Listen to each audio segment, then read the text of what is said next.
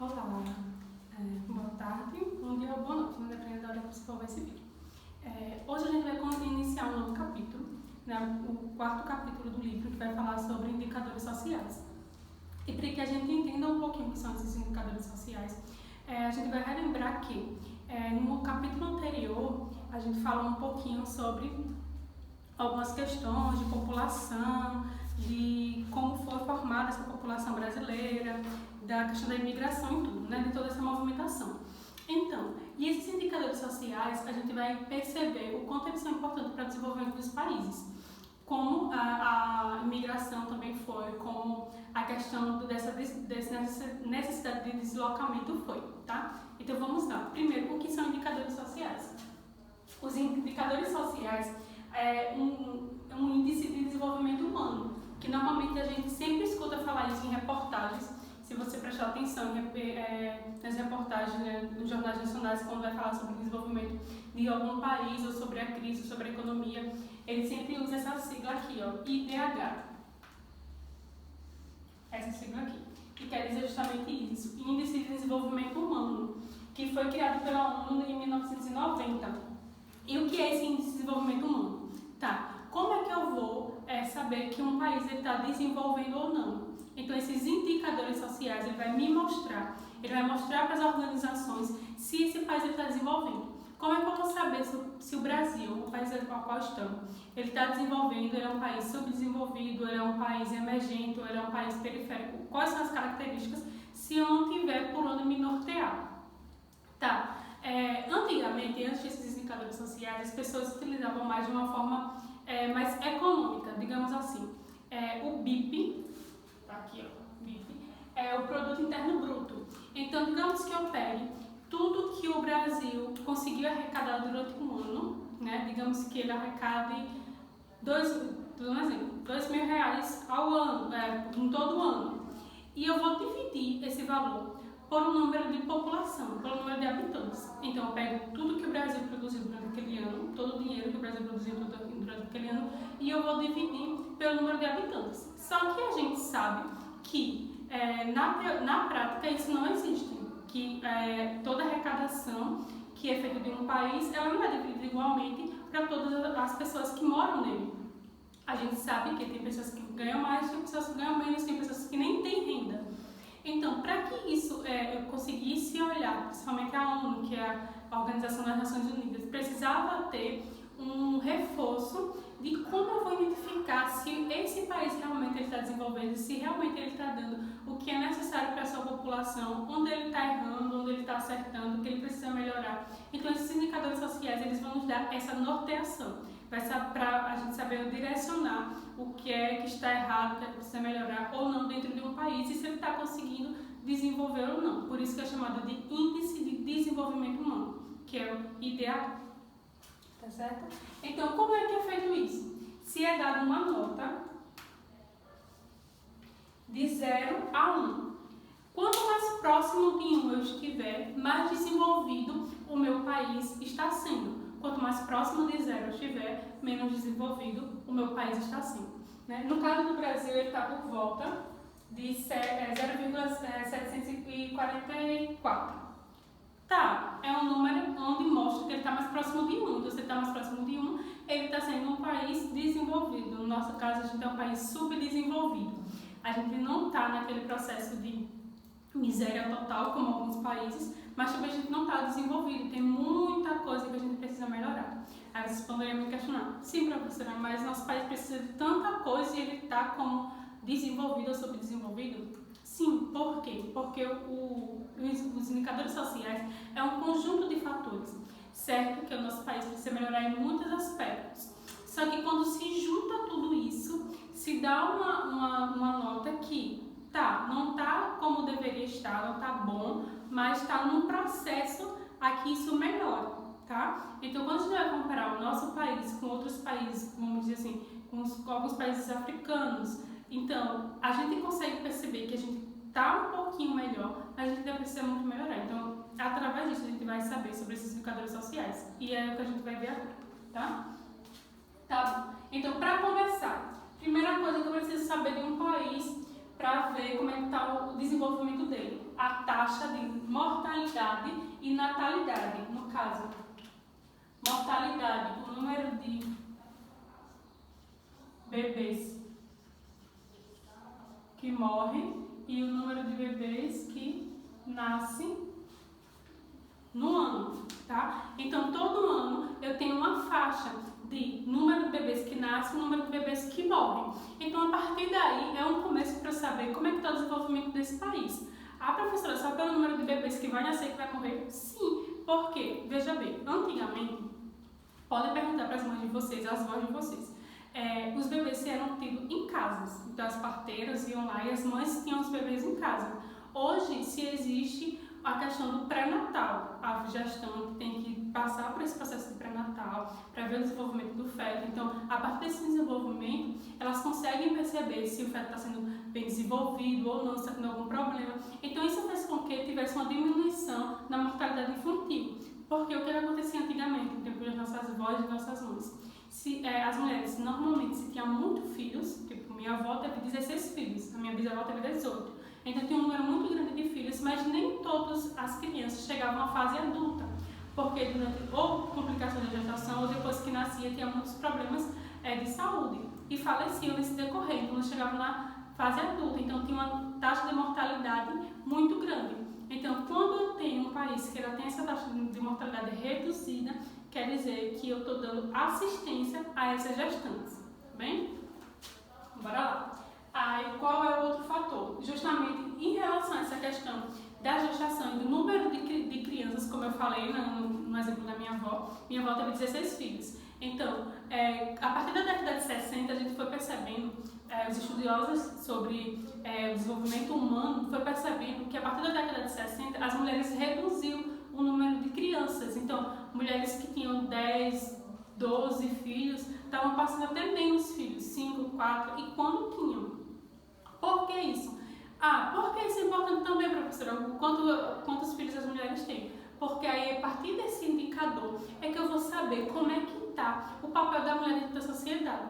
Então, a mulher ela vai ter essa redução de filhos porque ela começou a exercer, a entrar no mercado de trabalho, ela começou a ter uma posição social melhor, ela começou a ir trabalhar fora, a ter outros atributos, a estudar, que antigamente não se tinha esse número grande de mulheres estudando, que muitas nem estudavam.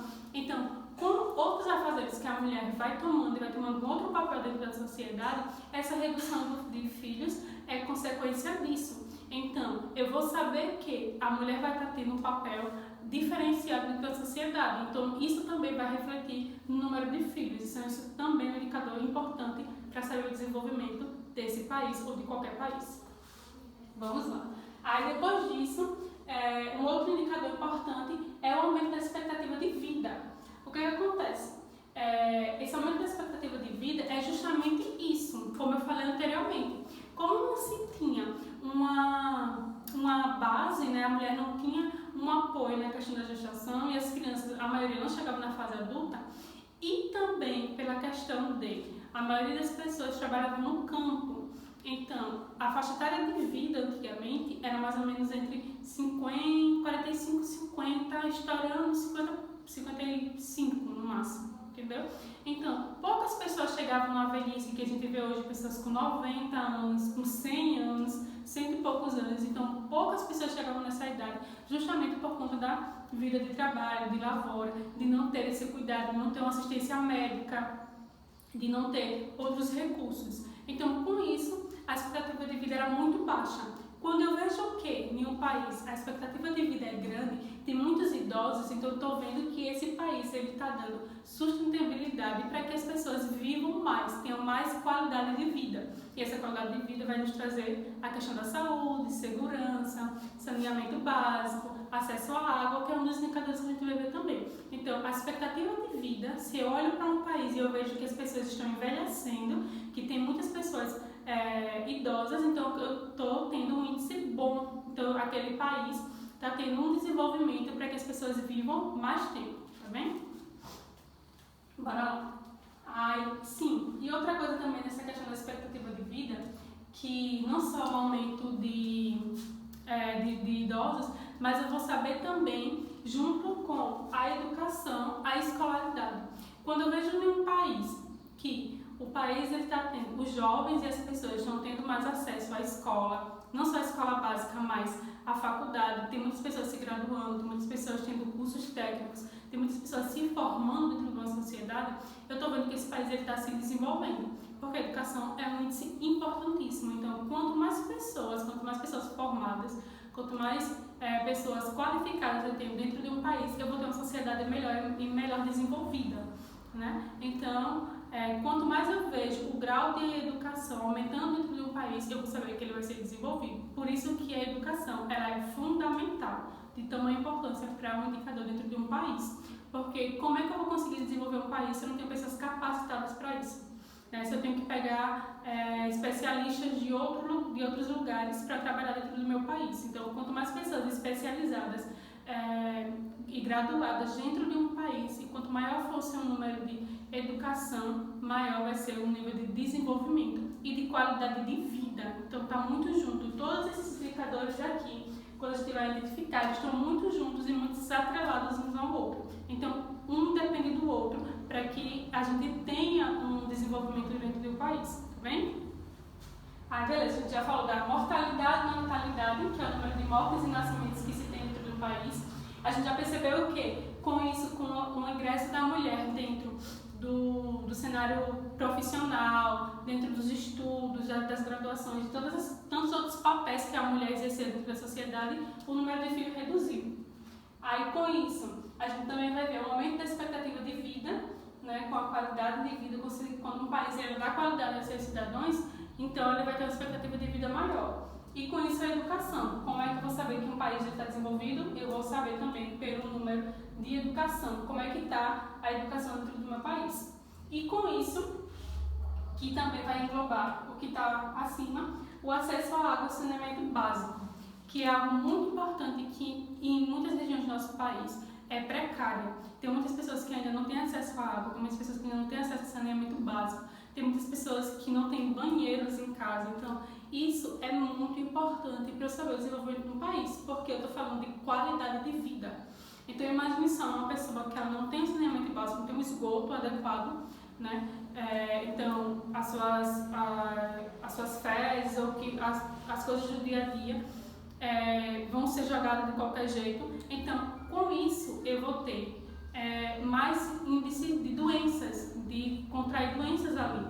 Então, quando a gente vai para uma região periférica, até aqui no nosso estado mesmo, a gente pega aquelas regiões periféricas, naquelas pessoas que moram de casa de pai, essas coisas assim, e que a gente vê que aqueles esgotos a céu aberto, que não tem saneamento básico, que não tem acesso à água. Quando a gente vai para as periferias do Rio de Janeiro, de São Paulo, ou aqui mesmo, quando a gente vai para o sertão, que a gente vê que as pessoas não têm acesso à água, a gente consegue perceber que tem muitas, principalmente crianças, com desenvolvimento de doenças, né? Pegando vários tipos de infecções. Então, isso também é uma questão de qualidade de vida. Então, quando eu olho para um país e eu vejo que a maioria da sua população, ou uma parte dela, não tem o que é o básico para se viver, né? Porque acesso à água, ao saneamento, à educação, à saúde, à segurança é o básico do básico que o ser humano precisa para sobreviver. Então, se eu não tenho isso dentro de um país, então ele está sim precisando verificar algumas coisas para que ele seja desenvolvido. Por isso que o Brasil está numa faixa de um país desenvolvido? Não, ele é um país subdesenvolvido, ele está nesse meio termo. Ele não está numa miséria, mas também ele não está no topo de dizer é um país desenvolvido, como a gente vê em alguns países da Europa, por exemplo. Tá? Aí vamos lá. E para a gente, um dos indicadores também é a desigualdade social. Dentro dessas desigualdades sociais tem muitos fatores, muitos mesmo. A gente vai ver dentro da educação, a gente vai ver dentro da saúde, a gente vai ver dentro de moradias, tem pessoas que não têm onde morar. Então, a gente vai ver em muitos lugares essa desigualdade social. Mas nesse caso aqui, eu só vou destacar essa questão da renda, porque mais à frente a gente vai ver todos esses indicadores mais detalhados, tá? Então, aqui, ó, diferença de rendas, principalmente entre negros e brancos. Se eu olho para um país A questão de renda, eu tenho uma empresa onde eu tenho um profissional e eu vou distinguir o quanto ele vai ganhar pela sua cor da pele. Isso é inadmissível. Não é a cor da pele que vai identificar a sua capacidade profissional. Então a gente ainda tem, infelizmente, essa desigualdade social, essa questão de racismo, de intolerância dentro do nosso país e de muitos outros países também, que é essa diferença de renda, de pessoas brancas ganharem mais do que outras por conta da cor da pele. Então, às vezes até a pessoa que é mulato, que é negro, tem mais capacidade em desenvolver aquela função do que aquela outra pessoa, mas vai ganhar menos por conta da sua cor de pele. Então isso é algo inadmissível e que de fato é necessário que seja verificado para que se tenha essa correção. Não se pode se dizer que um país é desenvolvido se ele tem atitudes como essa, de desigualdade social dessa forma, racial, e esse preconceito, essa intolerância.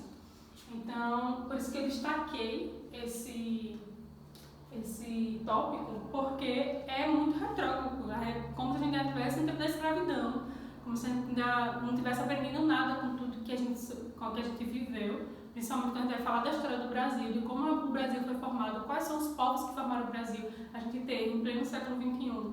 Isso é inadmissível, tá? Então, esses foram alguns dos indicadores que é importantíssimo para que eu saiba se um país é desenvolvido ou não. Então, que é esse índice de desenvolvimento humano, que é essa nota que a ONU vai dar, que é a Organização das Nações Unidas, vai dar para os países.